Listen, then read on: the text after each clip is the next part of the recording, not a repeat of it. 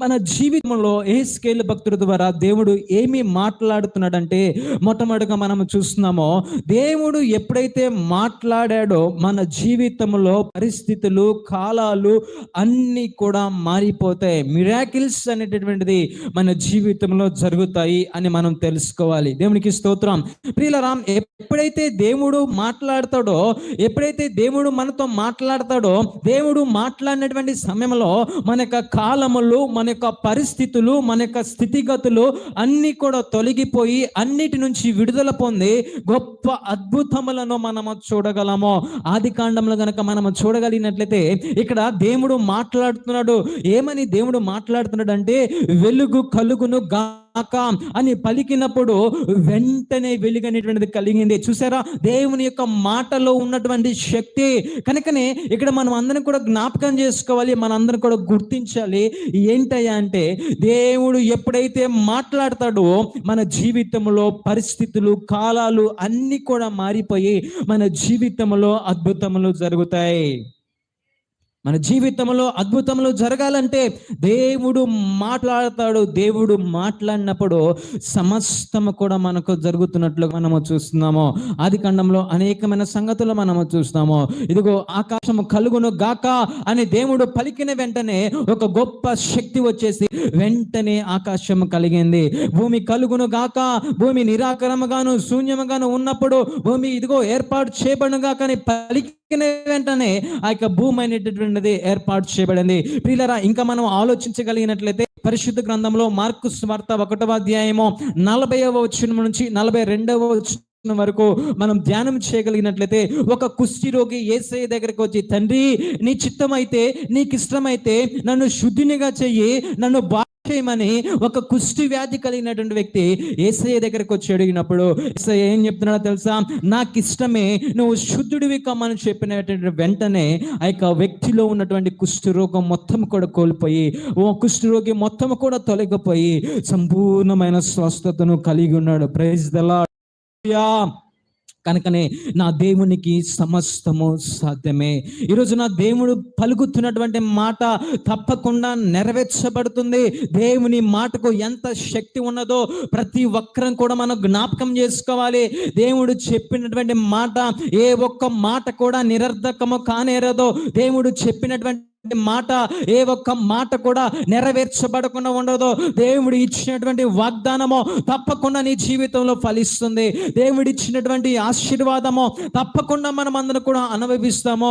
దేవుడు చేసినటువంటి అద్భుతములు తప్పకుండా మన కుటుంబంలో, మన బిడ్డల్లో ఇక అద్భుతములు అనేటటువంటి మనము చూస్తాము. ఎప్పుడైతే దేవుడు మాట్లాడతాడో, ఎప్పుడైతే దేవుడు మన జీవితాన్ని కలుగజేసుకుంటాడో, మనతో మాట్లాడినప్పుడు ఆ మాటల్లో ఉన్నటువంటి శక్తిని, ఆ మాటల్లో ఉన్నటువంటి పవర్ను, ఆ మాటల్లో ఉన్నటువంటి గొప్ప శక్తిని మనం ఎప్పుడైతే గ్రహించగలుగుతామో, గ్రహించినప్పుడు మిరాకిల్స్ అనేటటువంటిది మన కుటుంబంలో చూస్తాం. నమ్మిన వారందరూ గట్టిగా చప్పట్లు కొట్టి ప్రభు నామాన్ని మహిమపరచుదాం. ఈరోజు నువ్వు ఏ బాధతో వచ్చావో, ఈరోజు నువ్వు ఏ కష్టముతో, అనారోగ్యంతో నువ్వు దేవుని మందిరానికి రావచ్చు, ఆర్థికమైన ఇబ్బందులతో దేవుని సన్నిధికి నువ్వు రావచ్చు, జ్ఞానము లేకపోవటాన్ని బట్టి దేవుని సన్నిధికి నువ్వు రావచ్చు, లేదా ఇంకా అనేకమైన కుటుంబ పరిస్థితులను బట్టి, రకరకమైనటువంటి ఇబ్బందులను బట్టి, అనేకమైనటువంటి బాధలను బట్టి ఇదిగో కన్నీరు విడుస్తూ దేవుని మందిరంలో నువ్వు అడుగు పెట్టుండొచ్చు. ఈరోజు నా దేవుడు చెప్తున్నాడు, దేవుడు మాట్లాడినప్పుడు ఆ యొక్క శక్తిని గనక నువ్వు జ్ఞాపకం చేసుకోగలిగినట్లయితే, దేవుడు మాటల్లో ఉన్నటువంటి శక్తిని గనక నువ్వు గ్రహించగలిగినట్లయితే, ఆ దేవుడు మాట నిన్ను ఏం చేస్తుంది అంటే గొప్ప అద్భుతంలో చూచులాగా మనల్ని అందరినీ కూడా మార్చివేస్తుంది. ప్రియులారా, ఇంకా మన పరిశుద్ధ గ్రంథంలో చూడగలిగినట్లయితే దేవుని మాటకు ఎంత శక్తి ఉందో అనేకమైన విషయాలను పరిశుద్ధ గ్రంథంలో మనందరూ కూడా చూడొచ్చు. చూడండి, మత్తయి సువార్త, యోహాను సువార్త 5వ అధ్యాయము 5వ వచనం నుంచి 9వ వచనం వరకు కనుక మనం ధ్యానం చేయగలిగినట్లయితే, యోహాను శుభవార్తలో మనకు కనిపిస్తుంది, బెతెస్దా అనేటటువంటి కోనేటి దగ్గర ఒక వ్యక్తి మనకు కనిపిస్తున్నాడండి. ఇవన్నీ చదవడానికి నాకు సమయం లేదు, దయచేసి ఇంటికి నాకు ఈ మాటలు మీరు ధ్యానించండి. యోహాను శుభవార్త 5వ అధ్యాయము 5వ వచనం నుంచి 9వ వచనం వరకు కనుక మనం ధ్యానం చేయగలిగినట్లయితే, బెతెస్దా అనేటటువంటి కోనేటి దగ్గర ఒక వ్యక్తి 38 సంవత్సరముల నుండి వ్యాధిగ్రస్తుడు గలవాడే అక్కడ పడి ఉన్నాడు, అక్కడ కావలి ఉన్నాడు. 38 సంవత్సరముల నుండి ఒక వ్యక్తి వెయిట్ చేస్తున్నాడు. 38 సంవత్సరముల నుండి ఒక వ్యక్తి బెతెస్దా అనేటటువంటి కోనేటి దగ్గర వెయిట్ చేస్తున్నాడు. దేనికోసం వెయిట్ చేస్తున్నాడు అంటే, దేనికోసం ఎదురు చూస్తున్నాడు అంటే, స్వస్థత కోసం ఆ యొక్క వ్యక్తి ఎదురు చూస్తున్నాడు. 1 సంవత్సరము 2 సంవత్సరములు కాదండి, సుమారు 38 సంవత్సరములు. 38 సంవత్సరముల నుంచి కూడా దేవుని యొక్క దూత ఆ యొక్క కోనేటి దగ్గరకు వచ్చి నీటిని కదిలించినప్పుడు ఒక శక్తి అనేటటువంటిది రివీల్ అవుతుంది, ఒక శక్తి అనేటటువంటిది అక్కడ వస్తుంది.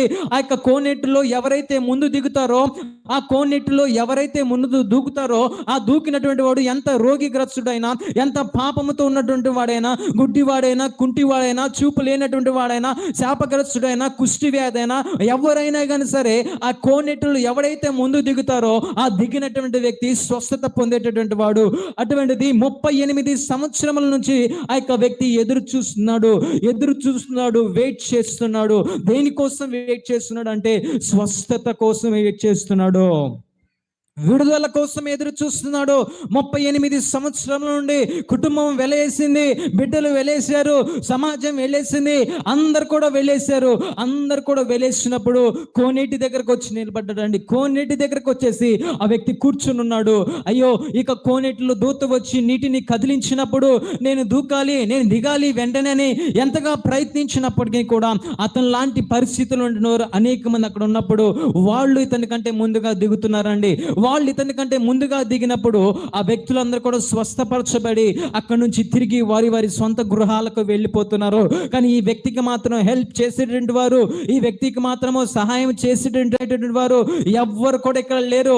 ఎవరు లేనటువంటి సమయంలో 38 సంవత్సరాలు ఎదురు చూస్తున్నాడు. ఇదిగో నేను దూకాలి, నేను స్వస్థత పొందుకుంటాను, నేను మంచి పొందుకుంటాను, ఇందులో దూకినప్పుడు అని వెయిట్ చేశాడు. 38 సంవత్సరముల తర్వాత యేసుక్రీస్తు ప్రభువు గుర్తించాడు యొక్క వ్యక్తిని. ఈ వ్యక్తి 38 సంవత్సరముల పాటు ఈ కోనేటి దగ్గర పడి ఉన్నాడు. ఇతనికి ఏమైనా చెయ్యాలని యేసుక్రీస్తు ప్రభువు అక్కడికి వెళ్ళిపోయి చెప్తున్నాడు. ఒకే ఒక మాట చెప్పాడండి, లేచి నీ పరిపెత్తుకొని వెళ్ళిపో. దేవునికి స్తోత్రం, హల్లెలూయా. లేచి నీ పరిపెత్తుకొని వెళ్ళిపో అని చెప్పిన వెంటనే 38 సంవత్సరముల నుండి అతని యొక్క బలహీనత, 38 సంవత్సరముల నుండి అతను కలిగి ఉన్నటువంటి వ్యాధిని ఎవరు కూడా నయం చేయలేపారు. కానీ యేసయ్య చూసాడండి, ఆయన మాటల్లో ఉన్నటువంటి శక్తిని గురించి చెప్పడం కోసమే ఈ మాటలన్నీ మీకు తెలియజేస్తున్నాను. ఆయన మాటలో ఎంత శక్తి ఉందో తెలుసా? ఒక్క మాట ఆయన పలికింది ఏంటంటే, లేచి నీ పరిపెత్తుకొని వెళ్ళు. చెప్పినటువంటి వెంటనే అతను దిగ్గున లేచి, అదిగో అతను పరుపు మడతేసుకొని అక్కడి నుంచి తిరిగి వెళ్ళినట్లుగా దేవుని యొక్క వాక్యంలో స్పష్టంగా మనము చూడగలుగుతున్నాము. ప్రియులారా, ఈ రోజున అలాంటి పరిస్థితులు ఈ రోజున ఎంతమంది మనం చూస్తున్నామండి. అలాంటి పరిస్థితుల్లో మంచాలలో ఉండిపోయి అనేక మందిని మనము చూస్తున్నాము. ఎంతో మంది మంచంలోనే పడిపోతుంటారు. కానీ దేవుడు మాట్లాడినప్పుడు ఆ శక్తి నన్ను స్వస్థపరుస్తుంది, ఆ శక్తి నన్ను విడుదల కలుగజేస్తుంది, నాకు సంపూర్ణమైన సంతోషాన్ని ఇస్తుంది, సంపూర్ణమైన ఆనందం కలుగజేస్తుందని ఏ ఒక్కరు కూడా జ్ఞాపకం చేసుకోలేకపోతున్నారు. కనుకనే ఇంకా అనేక మంది అలాంటి పరిస్థితుల్లో మనము చూస్తున్నాము. కానీ ఈ యొక్క వ్యక్తి 38 సంవత్సరముల పాటు అక్కడ ఉన్నప్పుడు దేవుడు పలికాడు ఒకే ఒక్క మాట, లేచి నీ పరిపెత్తుకొని వెళ్ళిపో. చెప్పిన వెంటనే ఆ యొక్క వ్యక్తిలో ఉన్నటువంటి ఆ రోగం అంతా కూడా నయమైపోయినట్లుగా మనము చూస్తున్నాము. ఆ వ్యక్తిలో ఉన్నటువంటి అదిగో ఆ యొక్క శరీరం అంతా కూడా శుద్ధి చేయబడినట్లుగా మనము చూస్తున్నాము. లేచి తన పరిపెత్తుకొని అక్కడి నుంచి వెళ్ళినట్లుగా మనము చూస్తున్నాము.